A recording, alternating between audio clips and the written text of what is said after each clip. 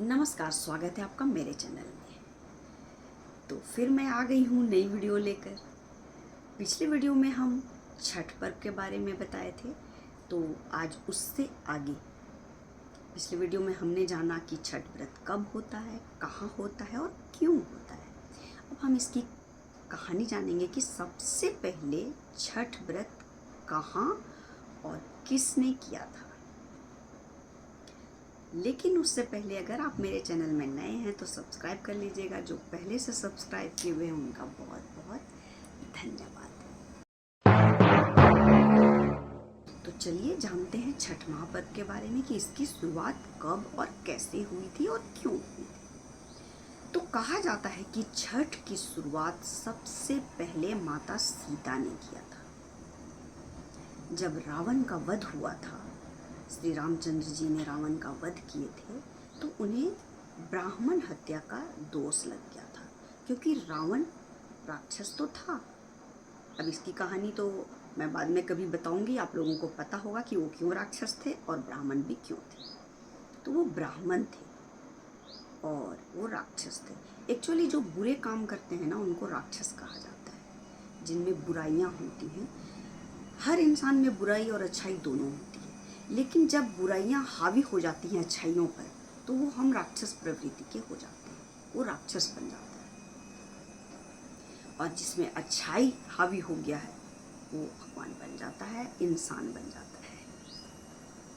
तो वो ब्राह्मण थे, तो श्री रामचंद्र जी उनकी हत्या का दोष उनको लग गया था। तो इसलिए उनको सूर्य में यज्ञ करना था, उससे मुक्ति पाने के लिए। तो उन्होंने ये यज्ञ किया था और माता सीता ने छठ का व्रत उस समय किया था। छठ का व्रत 4 दिनों का होता है, मैं आपको बताई। तो माता सीता ने अब कहाँ किया था? वो बिहार के मुंगेर जिला में उन्होंने गंगा नदी में छठ किया था। इसीलिए बिहार में ये बहुत ही धूमधाम से और महापर्व के रूप में मनाया जाता है। वहाँ पे एक बहुत बड़ा मंदिर है आज के दिन में भी, और वहाँ पे बहुत बड़ा सूर्य मंदिर है। एक बार अगर वहाँ कोई छठ कर लिया तो अपने आप को धन्य मानता है, क्योंकि माता सीता ने वहीं पर छठ का व्रत किया था। उसे हम देव कहते हैं। और वहाँ पे माता सीता का चरण भी है, चरण का छाप वहाँ पर है। और वहाँ पर आप अगर मनोकामना कोई भी मांगिए, जरूर पूरी होती है, सब कुछ पूरी होती है। तो इसीलिए बिहार में बहुत ही धूमधाम से ये व्रत मनाया जाता है। कहते हैं कि निसंतान जो है, जिनके बच्चे नहीं हैं, अगर ये व्रत वो कर लिया तो वो संतान की प्राप्ति में होती है। खास करके इसे संतान के लिए किया जाता है। लेकिन इस व्रत को करने से धन, संतान, स्वास्थ्य सब कुछ मिलता है, क्योंकि हम डायरेक्ट सूर्य भगवान की पूजा कर रहे हैं, जिससे कि हमें एनर्जी मिल रहा है। अब ये तो एक कहानी हो गई, सीता माता ने किया था। उसके बाद राजा कर्ण ऐसे भी सूर्य के पुत्र थे, तो सूर्य के वो बहुत बड़े भक्त थे। तो कर्ण ने भी छठ व्रत को किया था। वो हमेशा सूर्य की उपासना करते रहते थे। वो घंटों पानी में खड़े होकर, घंटों नहीं, कितने दिनों तक भी पानी में खड़े होकर सूर्य को प्रणाम करते थे और उपासना करते थे।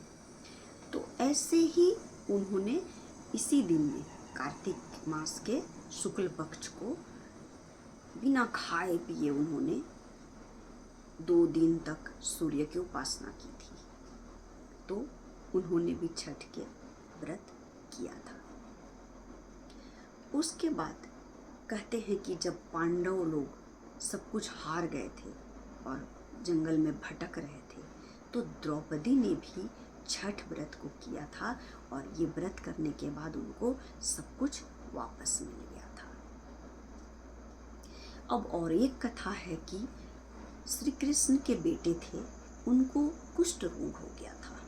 कुष्ठ रोग एक रोग होता है, एक बीमारी है जो पूरे में सफ़ेद हो जाता है। तो उन्होंने भी छठ व्रत किया था और उनका उससे बीमारी ठीक हो गया था। तो कहते हैं जिनको ये बीमारी होती है उनको भी छठ व्रत करना चाहिए, सूर्य की पूजा और अर्घ उन्हें देना चाहिए। तो इस तरीके से शुरुआत हुई थी छठ की, और किन किन लोगों ने की थी। और कर्ण ने भी मुंगेर में ही ये छठ का व्रत किया था, इसीलिए वहाँ पर छठ बहुत धूमधाम से होता है। तो अब एक सवाल आता है कि हम सूर्य देव को क्यों अर्घ देते हैं अगर हम छठी माता की पूजा करते हैं, और छठी माता क्यों कहा जाता है? तो छठी माता इसलिए कहा जाता है, ये सूर्य की बहन होती हैं और प्रकृति के कितने माता हैं उसमें से एक ये भी रूप है छठी माता का। और छठी माता हमें बहुत ज़्यादा एनर्जी देती हैं, क्योंकि उनमें बहुत ज़्यादा माता हैं। वो माता तो शक्ति देती हैं, तो बहुत शक्ति देती हैं। और छठ व्रत करने से हर मनोकामना पूर्ण होती है।